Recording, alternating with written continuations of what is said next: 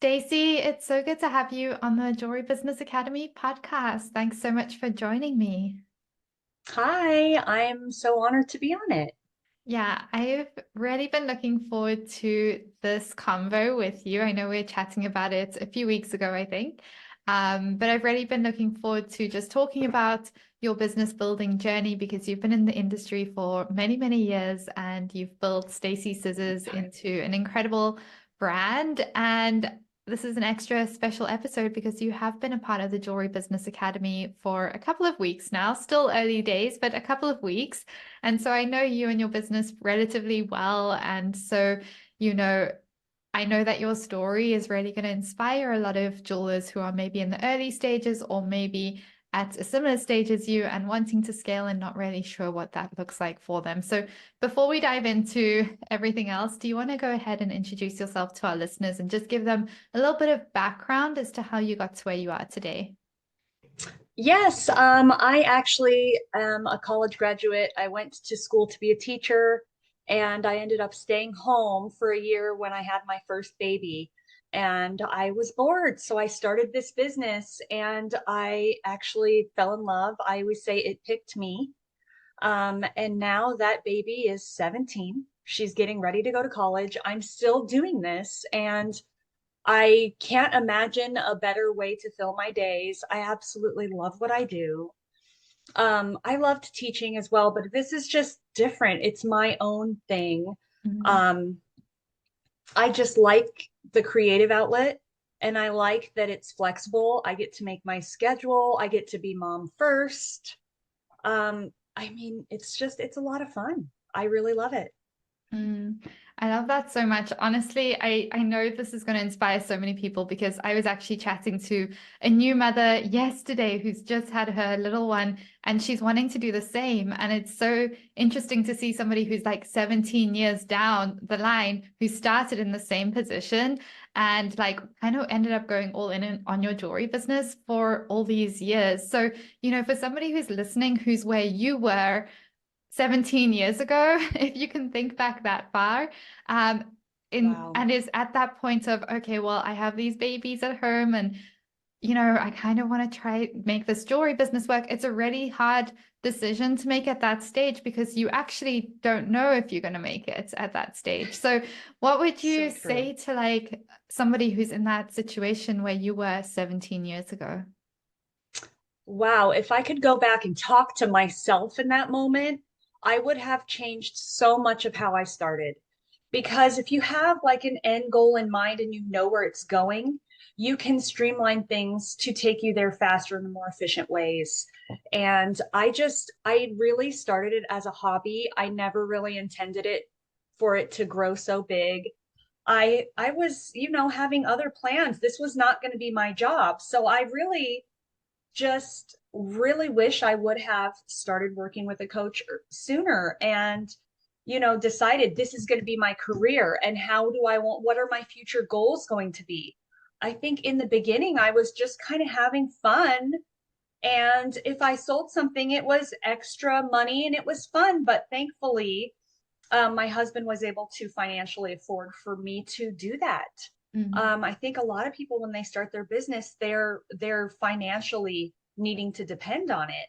And I think the fact that I didn't uh had to worry, made it me more willing to just jump in and do it and not give up because I wasn't relying on it. I didn't have that pressure. mm. So I think the pressure is a big deal when it's your only income. I know a lot of other people when we're on our group calls, and a lot of them are making the transition from their real 9 to 5 to this job. And it's a lot. It's a lot to take on. Luckily, I feel like I had the freedom to explore it without the pressure. Mm.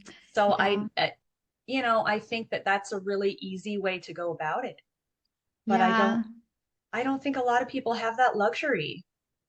No, definitely not. I think like it's definitely a blessing to be given that opportunity of like the time and that pressure, that financial pressure being taken off. It definitely makes a difference. So it's definitely a blessing. And I know there's a lot of mothers listening who do have that. And there's still so much fear even with that, in even just putting your own work out there, even in just selling. Have you, like, I know you're a confident seller now, but have you ever had moments where you felt like So many, uncomfortable? so many, so many, so many, more than I can count. I mean, I started making hand casted resin, and that took me a long time, even just to make something sellable.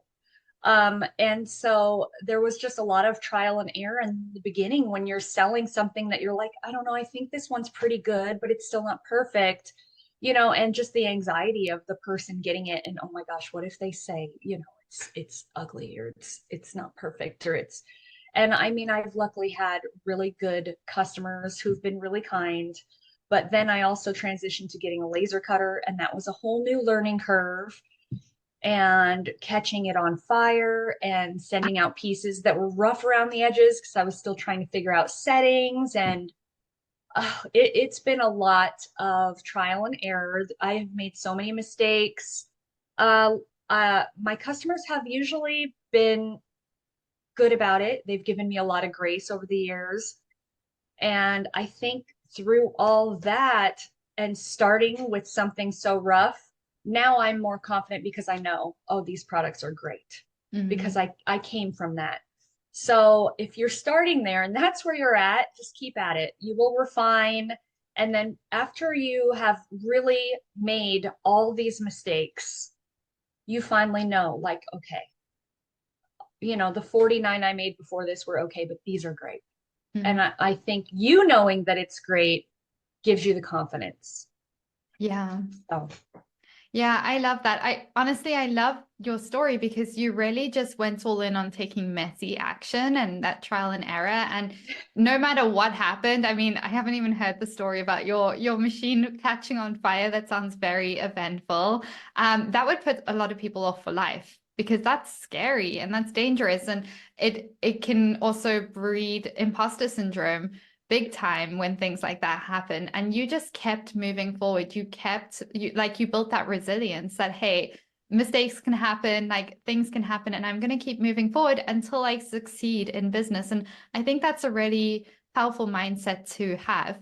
And I think the fact that, obviously now you're super confident in your products are such great quality, and you've had 17 years essentially to perfect this. Um, but not only that, you have this conviction within your brand and your products, and that comes across in the way you talk about it, and that comes across in the way you present on Instagram and chat to your customers.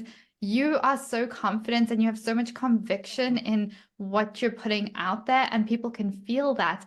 And it's hard for newer business owners to recognize that missing piece that they have, and that comes with time. That conviction in what you're doing comes with time.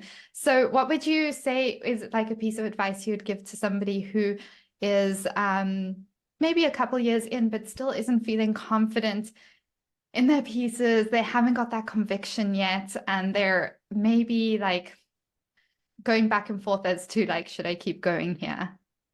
oh my gosh, I heard the best. It wasn't a quote, but a musician was on Instagram, or maybe it was TikTok, saying how when they create art, all these musicians say, I create it for the fans, I create it for the audience, we're here for the audience. And this musician said, actually, I create it for me.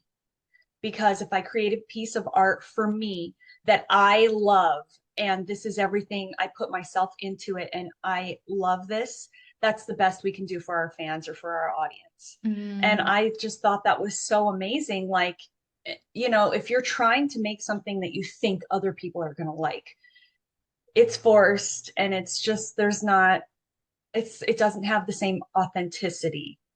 So I think if you make something that you love, that you want to wear, uh, a lot of times I get my ideas from my outfits. Oh, I have this outfit. I need these earrings to go with it. But if you make something for you that you love, that you want, I guarantee you there's people out there who also want it, who also love it. So instead of trying to, search trending words and seeing what your audience wants, I make stuff that I like. And I think if you do that, as corny as it sounds, if you make something with love that you love it, it carries the energy. And I Mhm. think you can feel it. I always say, like, handmade jewelry has like a love you can feel. If it's made with love and joy and happiness, I really think the energy is in the piece, as cheesy as it sounds. Oh my gosh, I love this so much, Stacey. Like, I couldn't agree with you more. Like, there's definitely, well, number one, when it comes to handmade pieces, you can feel that energy. You can feel the love and care that's gone into pieces. And one of the things about jewelry that I love is it is an emotional piece, which means when people are purchasing, they also are associating the whole environment in which it was made with that piece. And like for me personally, when I buy something, I'll always think of like, okay, that person made it in this environment, this feeling, like Yes. this much love was poured into it. Like that means a lot to me. And for a lot of buyers, that's really, really important. And I think your thing of like not hopping on trends, I see a lot of people doing that. And that comes from a place of insecurity of what do I need to do for people to like me and then buy from me? Instead Yes. of doing that, that breeds a lot of insecurity, that breeds a lot of imposter syndrome, big time as well. And instead of doing that, going all in on finding out what it is that you like. And I think that's where there's a big disconnect often, is because, and I see it with some of my clients who struggle to find their voice initially because maybe for many years they've been in the corporate world where they've had to mold themselves into a different version. And then even just finding their voice, finding their taste of what they like and what they want to design takes a little bit of breaking down some walls and it takes some Time. time. But like Hmm. I agree, like when you go all in on what you love and you put that out there, the way that you present it, people who like the same thing, people who like the energy you're putting out there are going to be drawn in and they're going to feel that passion that you have for those pieces. And that's going to drive connection and that drives sales. And it builds your community as well, because, just in the way that you're showing up. So I love that so much, Stacey. And one quick question, because obviously you've got two daughters, am I right? That's right. They're 15 and 17, and there's still a lot of work, actually. Yeah, I can believe that. So I have a question for our listeners who are maybe like mothers with younger children who are thinking like, okay, well, how is building this business really going to impact my life as I raise my children? Like, what would you say is the like top 1 to 3 things that you're so grateful that this business has enabled you to do with your children? Oh, only 1 to 3. I have so many. It's really been the best thing ever. I love to show my girls by example that you can do whatever you want. There's more than one way to get from point A to point B. I want to create a legacy for them, and I think this has done so much for them in the fact that when they need money or, oh, mom, I want to get this, I have them work for me. I have had them work events with me. I tell them, this section, these items, these are yours. You're responsible for setting them up, making them, and selling them. I make them talk to my customers. I really think it's had a great impact on my daughters. Mm-hmm. Um, just their sense of business, and I think they can take that and carry it anywhere. And I also think it's made a big impact that I've been home. When they're sick, I'm here. When they have a field trip, I'm there. I think being present has been really good, and yeah, just leading by example, I think has been great. I love that so much. I think it's so like beautiful and such a blessing to have been able to spend like 17 years at home with your daughters and have them involved in your business in little ways. And, I always say entrepreneurship is such a personal growth journey, and being able to invite your daughters into that and for them to be exposed to that and learn and grow in that way as well, and also be involved in what you're doing is just so, so special. And so I really love that. And I think a lot of mothers listening are going to feel really inspired by that as well. So I want to kind of fast forward now because obviously, as we've mentioned, you've been in business for 17 years and you've been doing really well. But, Yeah. I would say I want to talk a little bit about your experience in the academy, in the Jewelry Business Academy, because you've been in there for a couple of weeks now, still very early days. Yes. But can you think back before we talk about your experience in the program? Think back to a few weeks before you joined. How are you feeling? before you came into the program? Do you remember? Well, yes, absolutely. I have kind of been baby stepping this business this whole time because my main role has been mom. So I've just kind of trial and error. Okay, this worked, I'll do this. I'll watch a couple, YouTube videos. How can I be better at this? Okay, and then I try that and I try this. And now my kids are becoming to be more independent. So I have more time to throw into it. And I'm just always wanting to be better at my craft or whatever I'm doing. So I just felt like having an actual coach who knows, especially about jewelry specific, where I should really be putting my energy really helps me to focus on the important, necessary things instead Mm, of me spinning my wheels, trying this theory and this theory. And then as soon as, the results are kind of I'm on to the next thing because I don't want to invest any more time. But mm, if I have somebody saying, hey, this is what you need to do, this works, this yields results, then I'm more willing to go all in and give it my all. And if the results are kind of wishy-washy, I know, no, stick with it. So it's a peace of mind. It's like I don't know, you just are more willing to do the work if you know that you're doing the work in the right places, the right areas, the right ways. So mm. it's almost like a peace of mind Yeah. where I feel like I'm being guided in the right way. I'm not just floundering around Mm, guessing. Takes the guesswork out of it. So I really regret not doing this sooner, but I think since it has been successful, that was kind of to my detriment because if it's going good, why fix it?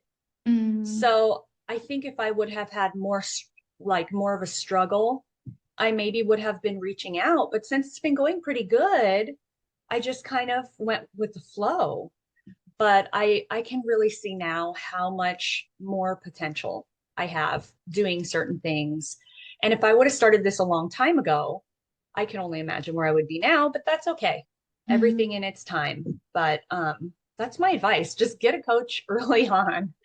Yeah, you can save so much time, but you've done an incredible job getting to where you are. And I think, the one thing I remember is that you are doing well sales wise and in your business. Like you are, I would almost say you would have considered yourself to be thriving before we started working together. Would you say that's Yeah, correct? for sure. You were Yeah. thriving, you were not struggling. And it is hard to get support at that point because it's kind of like, well, how is this going to help me? So, let's talk about like you've been in it for a couple of weeks now. How are you feeling now? Where do you feel like it's helped you so far, even though we're only just getting And started? it's just opened my eyes to where I want to go with it to the point where I honestly feel super, I want to say overwhelmed, but not in a stressful way, but just like on the brink of there's so many cool things I'm going to do. Like I have so many things that I'm looking forward to. And this has been my busiest season. Obviously, I have not been able to do as many modules as I would like to.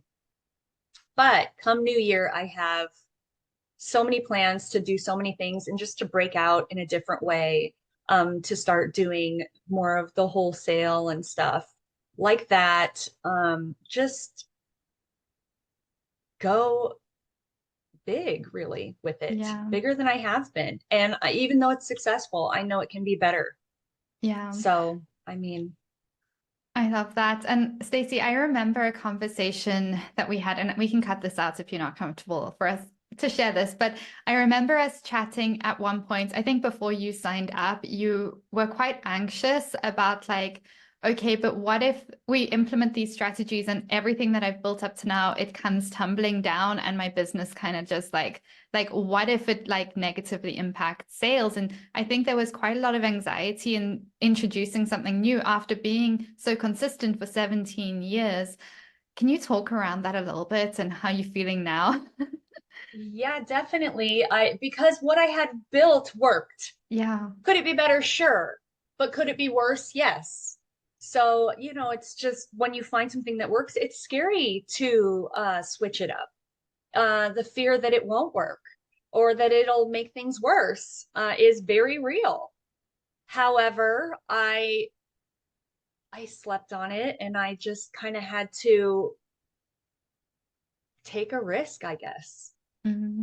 I took a chance. And I guess I chalked it up to, well, if it doesn't work, I'll go back. I'll go back to my old way. If I did it once, I could do it again. So I kind of used that as like a back burner plan. Mm-hmm. And I was like, the only thing I stand to lose then is the money I'm paying Robin, which is a concern. But you had a guarantee for, success. So I was like, well, then that takes that, risk down. So then at that point, it was like, why not? Mm-hmm. Why not? If it could be better, why not? I can always go back to my old way. But now I'm like, it's not even like a new way. It's just doing what I'm doing in a more streamlined, beneficial way. It's Mm-hmm. not even like I'm doing something completely different. It's just Yeah. streamlining how I'm doing it to Yeah. yield better results. Yeah. So, And I love that you shared that, Stacey, because I remember this conversation and I was like, we're not going to do anything drastic to put and jeopardize any revenue streams. We do it gradually. We do it as a refinement process. And I know one of the things we did was we've cut your work hours or added in more breaks into your day. And we've also just given you kind of quite a more of a set schedule, and just those things. I remember you reaching out and letting me know kind of how those had impacted you just pretty quickly into your journey. Do you want to share, if you remember, how that's been? yes, I have integrated this into every area of my life. So, what I used to do is come into my office, okay, I have three things to do: social media, pack these orders, and design this design. Well, if you have 9 hours to do that and you have your three goals, you'll spend 8 or 9 hours to do those three goals. But now with like, okay, I have a 90-minute block for this social media. Okay, since I know I have like a 90-minute block, I'll get it done in the 90 minutes. Mm, Something about the timer ticking, and I know, okay, I got to move on.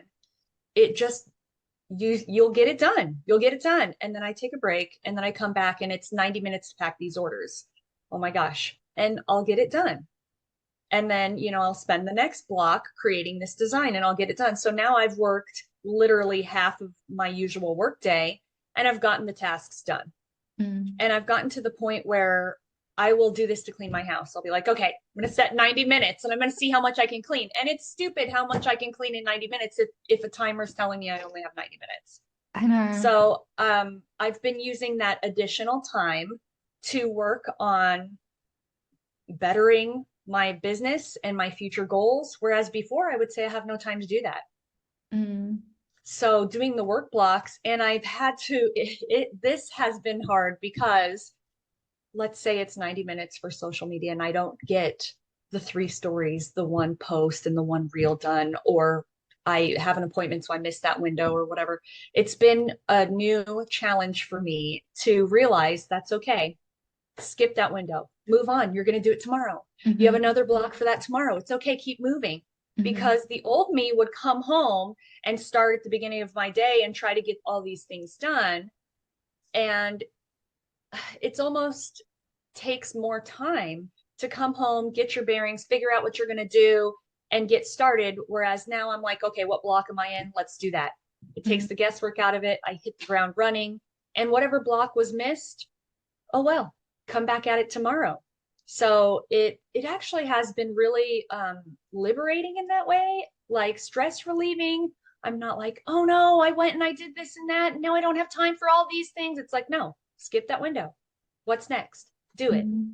So I think that's been good too, just to help me figure out like what I should be doing. Should I be coming home after an appointment and trying to cram my whole workday in? Maybe not. Yeah. It comes So down to that's like freeing up that yes. headspace and knowing that also integrating your business with your life. Like you don't want your business running your life. You want it to integrate with your life. So the whole reason Yes. you have a business is so you can go run errands in the morning and come back and not have a massive to-do list to check through in the afternoon. Like I think it's like embracing the integration of that. So I love that, Stacey. Do you have a few minutes to go over? Or are you on a tight Yeah, schedule? You're no, go okay, ahead. Yeah, perfect. I just want to make sure because we've been chatting for a while. I didn't realize we're at time.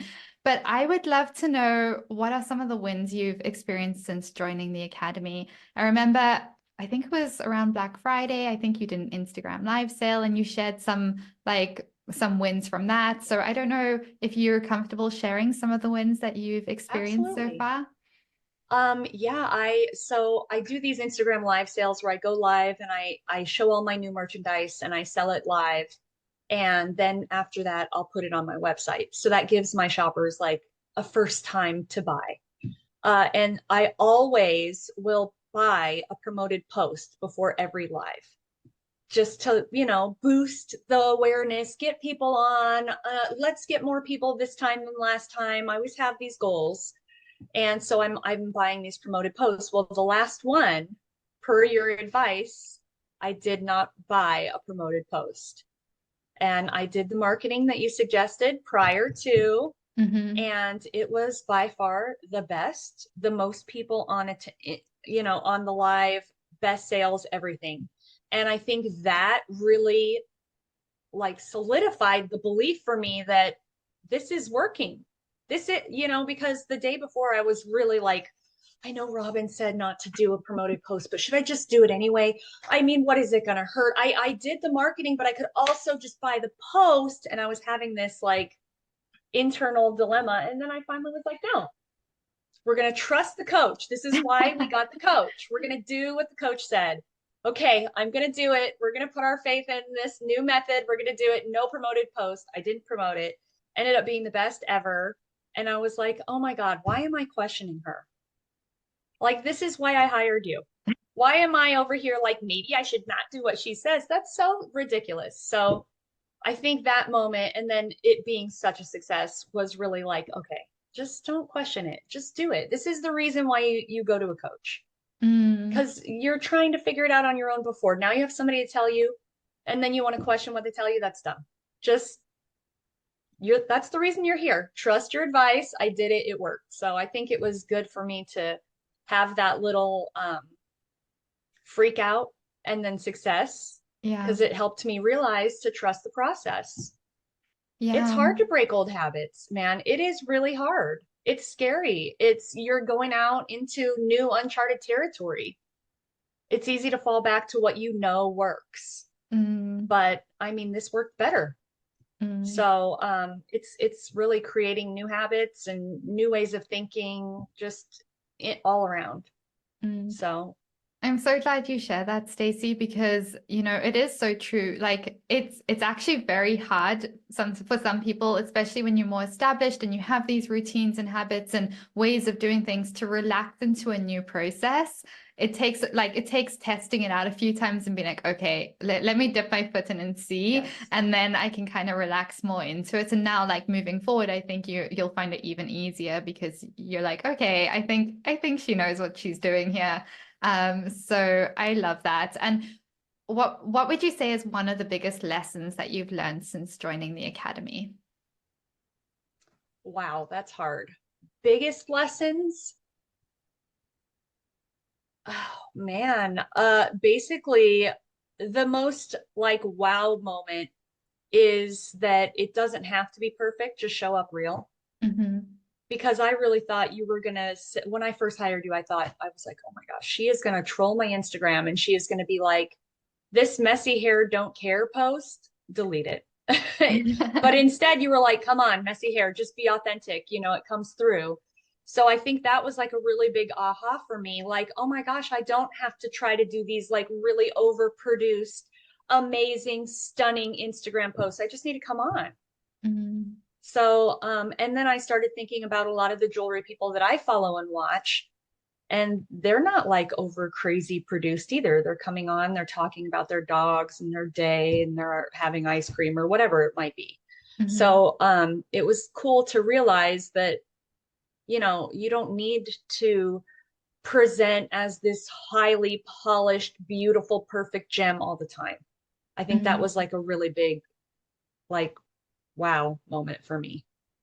Yeah, you know what? It's so interesting how so many people feel that they have to present in a certain way for people to know, like, trust, and buy from them. And it's so different on social media, especially in the market that we're in right now. People just want to connect with a real person who shows up as they are.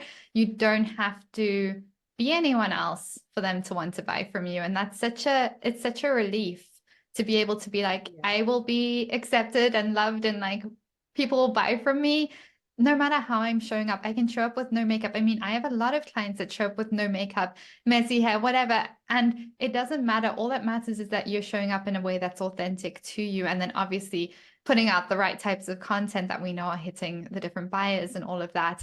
But yeah, I think that's a beautiful lesson, Stacey. So I would love to know, what has been your favorite, one of your favorite parts of being a part of the Jewelry Business Academy, and what are you enjoying the most? For me, it goes back to knowing what to do with no question. Mm, That's been the most beneficial um part to it.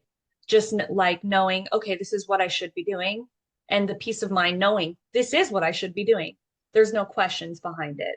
It's the clear mind, like, okay, this is what I need to do. These are the three things I need to do. Just do it. mm, I think I wasted so much time with trying to guess where my time is best spent. Okay, should I be doing this? Should I be, mm, just knowing, just being like, okay, this is what I need to do, this, and do it. mm. It's simple, honestly, when you know what to do, it's simple to do. Yeah, yeah. No, I totally agree. I think we put sometimes we spend so much time thinking of all the things we need to do and we build Yes, it up into this very complex thing. And I always say like a yes. jewelry business is just an accumulation of teeny tiny doable steps, and it's knowing what are the right steps for your business and what works for your lifestyle and how much time and energy you have, and it's getting the right kind of formula for your business. So I'm so happy to hear that, Stacey. And I'd love to know, what would your advice be to somebody who's listening to this who maybe is thriving in their business and they are doing well, and they maybe have hit a plateau, but they're like, well, I'm doing well, like there's no need to change things. What would your advice be to somebody who's thinking about getting support in the academy, but they're, not too sure about investing in themselves and their business? I would say it pays for itself Mm, because the amount of extra sales and extra customers you acquire doing the correct steps, it pays for the coaching. The extra sales pay for the coaching. So then if that's the case, why not? mm, It could always be better. It could always mm, be better. And even if, let's just say the sales were the same, just having my day in these work windows, I mean, just for the pure structure and ease of mind, even if sales weren't better, it would still be better. It's a better work day. It's a better workflow. Um, I, I just love it. I really can't believe I didn't do this sooner. But also, it's hard to choose somebody because you don't know who's authentic and who's going to really help you. So mm, that's a huge part of it. That was a huge part of why I was like, I don't know, should I trust this person? Does she really know? mm, So I think that if you can do some research, and I mean, I can't tell you how much I Googled and watched mm, people on YouTube talk about you and your coaching strategies. I couldn't find one naysayer. So I mm, was like, well, if people are upset, they hit YouTube, they mhm, talk about when they're upset. I mhm. couldn't find anybody upset. So I was like, well, that's a good sign. So I think if you can find somebody that you can trust and actually follow their advice, that's everything. Yeah. That was a big hurdle for me. Yeah, I mean, I totally get it. It is big. Like that trust thing is massive. So I'm so glad that you kind of there was a lot of fear there. I remember there was a lot of fear, but you kind Definitely. of felt the fear. You did your research, you came in and you kind of embraced the strategies, embraced the structure. And I'm so glad that you did, Stacey. It's been so much fun I working am with you. so And we're glad. only just getting started, which like there's so much potential here, and you know what we have in the works as well for you. So I'm excited for you and your business. Is there anything else you want to share with our listeners before we wrap up? Anything else that we Um, didn't cover? just that if you're not working with a coach, find somebody that speaks to you and work with a coach. it's Mm. so beneficial in so many ways. Mm. Yeah, I totally agree, and I'm not being biased, but I've obviously shared on my journey on this podcast a couple of times, and it's very different having that support and the community aspect as well, and just the structure. It frees up so much headspace. So I'm so glad that you're having a good experience, and I'm looking forward to bringing you back in a couple of months so we can share like the growth and the evolution and the lessons learned a few months down the line as well. So this has been so much fun, Stacey. Thank you for sharing your story and Great. your Thank lessons you for learned so having me on. openly. And I Of know we're going to have course. listeners who are going to feel so inspired by you and your story. And also, I think we have a lot of listeners who would love to potentially order some laser engraved pieces from you or logo pendants or Yes. anything like that. So, for anyone who's feeling inspired and wants to connect with you on your journey, where can they find you and how can they support you? Oh man. I am Stacy Scissors on Instagram, and my website is shoprws.com. It's for running with scissors. That's the name of my business. Mhm. And do you want to talk about those little pendants? Because I think you could get some people really interested in those. Yes. I make super crazy fun, colorful, bright, big, bold statement jewelry for living your best life. This is the Making Cookies bib necklace. It's got like a little So kit for cute. making gingerbread cookies and of course matching earrings because Love everybody needs them. matching. I love them. So They're so cute. it's fun. It's Yeah. super fun jewelry and I do a lot of stuff for every holiday and I love it. It's expressive and always made with love. I love that so much, Stacey. Well, thank you again for being here and for sharing your story, and I can't wait to bring you back on in a couple of months. I'll be ready.